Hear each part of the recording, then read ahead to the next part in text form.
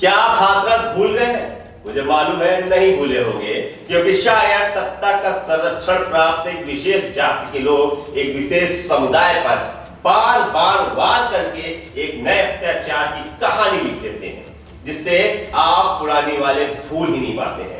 दमन, अत्याचार, शोषण, सामाजिक वर्चस्व और गिरवी रखे न्याय की एक और घटना आज मैं बताने जा रहा हूं। मैं बताने जा रहा हूं एक दलित परिवार के नरसंहार किस तरह दबंग ठाकुरों के द्वारा किया जाता है और किस तरह विशेष मानसिकता से ग्रसित पुलिस वाले अपनी पूरी कोशिश करके अपराधियों को बचाते हैं। उन अपराधियों को जिन्होंने 17 वर्ष की लड़की के साथ पहले रेप किया और फिर मार दिया। उन अपराधियों को जिन्हें 10 वर्ष के बच्चे पर भी दया नहीं आती है।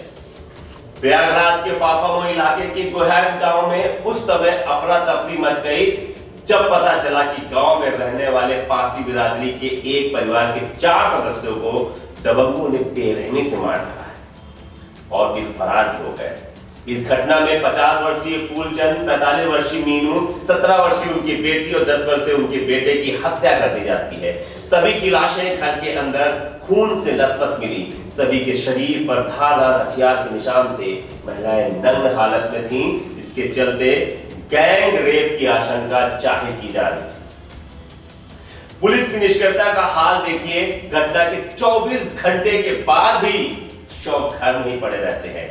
ग्रामीण और अन्य परिवारजन सक्रिय होते हैं और पुलिस को खबर देते हैं, पर यहां से शुरू होता है पुलिस का असंवेदनशील खेल। पुलिस घटना को आत्महत्या का रूप देने की भरसक प्रयास करती है। शायद पुलिस की आत्मा मर रही थी, क्योंकि प्रत्यक्षदर्शियों का कहना है कि मौके पर जो हालात थे, आशंका है कि हत्यारों ने पहले बरामदे में सो रहे दंपति और उनके बेटे को मारा, फिर कमरे में सो रही किशोरी के साथ दरिद्री की और बाद में उसका भी कत्ल कर दिया।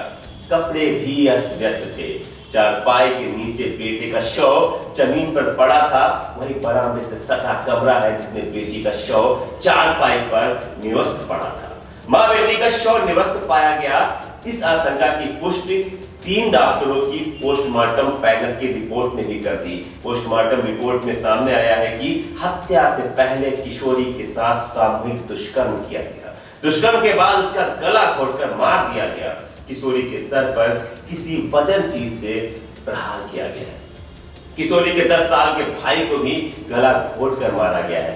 छोटे भाई के हाथ पैर में पड़े घसीटे जाने के निशानों से पता चलता है कि उसने अब मरने से पहले कितना छटपटाया होगा किसी को बचाने के लिए, भरसक प्रयास भी किया होगा।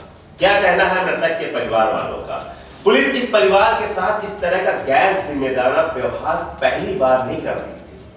अगर पुलिस इससे पहले जब फूलचंद ने पुलिस को अपने ऊपर पूर्व में हुए हमले से अवगत कराया था, तभी चेत जाती तो दबंगों के हौसले इतने बुलंद नहीं होते। मृतक फूलचंद के भाई लालचंद कहते हैं कि हमारे भाई फूलचंद ने साल 2019-2021 में गांव के कई दबंगों के खिलाफ दलित एक्ट में मामला दर्ज कराया था, लेकिन उसमें कार्रवाई नहीं की गई थी। हमारी तरफ से 2 मुकदमे दर्ज होने के बावजूद थाना पुलिस ने दबंगों के खिलाफ कोई कार्रवाई नहीं की, जिससे उनका दुस्साहस बढ़ता चला गया। हमारी शिकायतों को गंभीरता से लिया होता तो शायद इतनी जघन्य वारदात नहीं होती। परिवारजनों के मुताबिक बात यही नहीं रुकती है। पुलिस दबंगों की शह पर पीड़ित परिवार के खिलाफ छेड़खानी का मुकदमा लिखती है ताकि दलित परिवार को दबंगों से समझौते के लिए बाध्य किया जाए। अब जानते पुलिस क्या करती है। इस मामले में फाफामऊ के इंस्पेक्टर फाफामऊ राम केवट पटेल और 2 अन्य पुलिसकर्मियों को निलंबित कर दिया जाता है। फाफामऊ थाना पुलिस ने सवर्ण जाति के 11 लोगों के खिलाफ नामजद रिपोर्ट दर्ज करने के साथ ही 8 लोगों को गिरफ्तार कर लिया है, जिसमें से आरोपी बबली पत्नी अमित सिंह, आकाश, रवि और मनीष को शुक्रवार को गिरफ्तार कर लिया गया। अमित सिंह, अभय सिंह, राजा, रंजू, कुलदीप, कान्हा ठाकुर और अशोक सिंह में भी 4 को शुक्रवार रात को गिरफ्तार किया गया है। अभियुक्तों में 2 की लोकेशन मुंबई में होने का दावा पुलिस ने किया है। शक के आधार पर भी 2 लोगों को पुलिस ने उठाया है। एसटीएफ और पुलिस टीमें दुश्मनी वाले एंगल के साथ अन्य बिंदुओं पर भी काम कर रही है। हिरासत में लिए गए लोगों के मोबाइल की लोकेशन सर्च करने की कोशिश हो रही है, कि वारदात के आसपास और उसके बाद उनके मोबाइल की लोकेशन क्या थी। दलित समुदाय के एक ही परिवार के 4 लोगों के कत्ल की घटना के बाद विपक्षी दलों के नेताओं ने उत्तर प्रदेश की योगी सरकार को घेरना शुरू कर दिया है।